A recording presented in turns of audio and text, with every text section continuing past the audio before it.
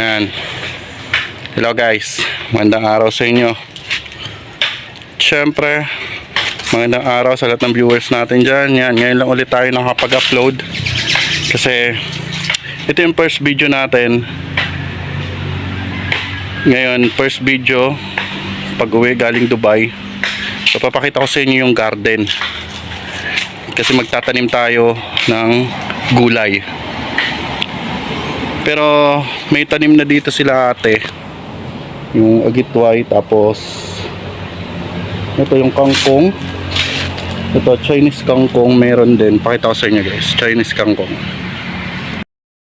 Yan guys, ito yan, so may agitway pero nasa maliliit na pot, so kailangan natin yan i-transplant. Yung iba hindi na nabuhay you know, masyado nang naano. So itra-transplant natin yan sa mas malaking pot para mas gumanda yung tubo niya. Siyempre para makaka-harvest tayo, makakapag-gulay. Tapos meron din tayo dito guys, kangkong. Papakita ko rin sa inyo. Ano siya, Chinese kangkong. Pero siyempre gumagapang na siya kasi nga hindi na harvest din. Pakita ko sa inyo. Yan, eto. Tingnan nyo kasi puro ano na siya, damo na. Ano, damo na to So kailangan na to tinatanggal. Pero ito, iilalim lang natin to sa lupa pag ano na, paggagawa na tayo ng panibagong pot. Kasi ito, may mga pasuri ito na walang mga laman. So yan. So ito, haharvestin na natin to. Tapos magtatanim tayo ng panibago. Kasi pwede na yan. Para pa isa-isa lang yung tanim natin, seeds. Tapos hindi siya gagapang. Kasi kailangan hina-harvest talaga para ano siya, hindi siya ganun katigas. Saka maganda yung pagkakatubo niya. Yun yung gagawin natin. So harvestin natin yan. Pero yung agitway hindi pa pwede yun. Itra-transplant natin yan no? Diba? Chinese kangkong. Yan. Tapos mayroon din ano guys, may kamote rin dito Yan. Kasi maraming tanim si ate ng mga gulay-gulay. Kasi dito rin tayo nangunguha. Pag nagluluto sila, ang pagdating namin, nagluto ng agitway. So dito rin galing. Yung mga cuttings nun, kasi yung iba, pwede na harvestan, yung iba hindi. So dito rin siya galing. So pakita ko pa sa inyo yung iba guys.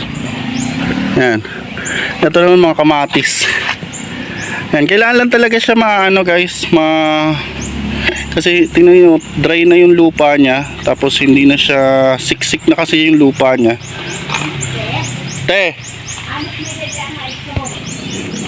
Yan guys, may kamatis. Tapos may ampalaya rin. Ang pakita ko sa inyo. Ayan, aayusin natin yan para maganda yung pagtubo. Kasi kung hindi natin aayusin yan, hindi siya tutubo, so masasayang. Tingnan nyo yung ampalaya, hindi na siya umakyat, diba? So dapat itong ampalaya, dito yan, dapat dito siya akyat. Yan. Pataas dito sa ano, sa trellis. Dapat dito siya sa trellis akyat, diba? Hindi na siya. Tapos ito ang palaya, so kailangan makakyat siya. So lalagyan natin ng kawayan to. So lang, hanap tayo ng kawayan para umakyat siya.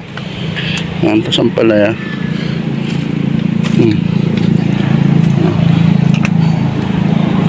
So yan, namumulaklak na pero kasi hindi siya naayos yan. Pero yung mga bulaklak na ito guys, pwede na to harvestan. Kung haharvestan to, hindi na naayos kasi nagkasakit niya si nanay. So si ata hindi na rin nakakaakyat. Kaya ito guys yan mga Chinese kangkong ayun sinasabi ko sa inyo. Pag ganito, mga Chinese kangkong yan diba? Ang ganda, nakapat, pwede na siya harvestan. Tapos magtatanim ulit tayo ng panibago. So ayan siya, ganyan yung pag ng Chinese kangkong. So may kamote rin, papakita ko sa inyo. Ito guys, diba ang sarap? Pwede na gulay, pakuluan lang yan. Pwede na, talo-talo na yan. Sausaw sa bagoong or sa toyo na manghang na may kalamansi. Pwede na yan. Ganyan. Tapos ito pa guys, ito sa inyo. Ayan o. Oh. Ang daming seedling. Mga kamatis. O, di ba? Seedling ng mga kamatis yan guys. Tapos may mga pechay din. O. Hindi na kasi naasikaso. Simula nang nasakit si nanay kasi halos 2 buwan sa ospital. Kaya hindi na nakakapag-asikaso si ate. Pero ngayon syempre, ayun yung gagawin natin. Tutulong tayo. Kasi ano to para self-sustain. Hindi nabibili sa palengke. Ano, gaya nito. Mga okra, di ba? Yan, namumunga na yung iba. Syempre kailangan didiligan pa rin, tas aayusin. Yan, tubig lang yan. Tas mga pinagbabara ng mga balat-balat ng kung ano man ibinababad sa tubig, tas sa inyo ididilig. Tapos ito guys, yun, nasira na kasi talaga yung iba. Hindi na asikaso. Ito mga carrots to. Yan, carrots. So hindi na siya naasikaso talaga. Yan. So kailangan asikasuhin na to. Yan. Tapos ito okra. Tapos may kamote rin rito guys, pakita ko sa inyo. May kamote. So napakaganda mag-garden. Yan. Tapos may kamote rin ito. Yan di ba? Pwede na talaga harvestan yan guys. So mag-harvest tayo mamaya ng kamote. Yan. So di ba? Napakaganda. Pakita ko sa inyo pag mag-harvest tayo. Ito sa inyo iluluto natin. Papakita ko sa inyo. So hindi na tayo bibili ng gulay kasi meron na nga. Ayun yung kagandahan pag nagtatanim ka ng sarili mo. Di ba? Tapos kulang na lang karne. So mag-aalaga ka ng mga manok, ng mga rabbit, pwede na. Or baboy. Para may pangkarne ka. Mga pato. Yan. So, baka nga may mga laman to itong kamote na to. Pero check natin, ayusin natin. So mamayang hapon, isa-isahin natin yan. Kasi ito di ko alam kung anong seedling to. Mga pinagtatanim to ni ate. Yan. Kasi ito sili. May sili din. Yan sili. Yung pechay, pwede na to. Nasasayang na.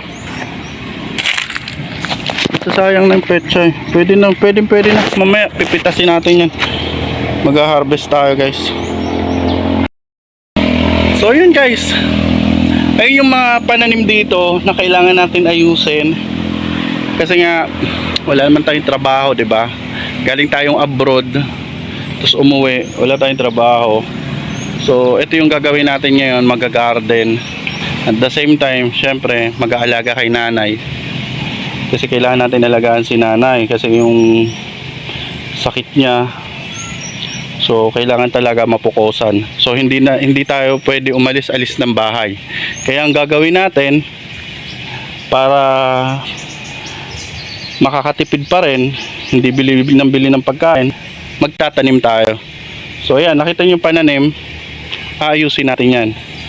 Sana mamunga kasi hindi naman tayo expert sa pagtatanim at hindi natin to sinusubukan lang natin na sinusubukan. Nagsisearch, nanonood lang tayo sa YouTube ng mga kailangan. So ayun lang yung ginagawa natin. Pero sana maging okay. Kasi may mga suggestion kayo, kasi nga yung expert, maganda guys, comment lang po kayo ng mga suggestion nyo kung ano yung maganda para sa rooftop gardening. Yan.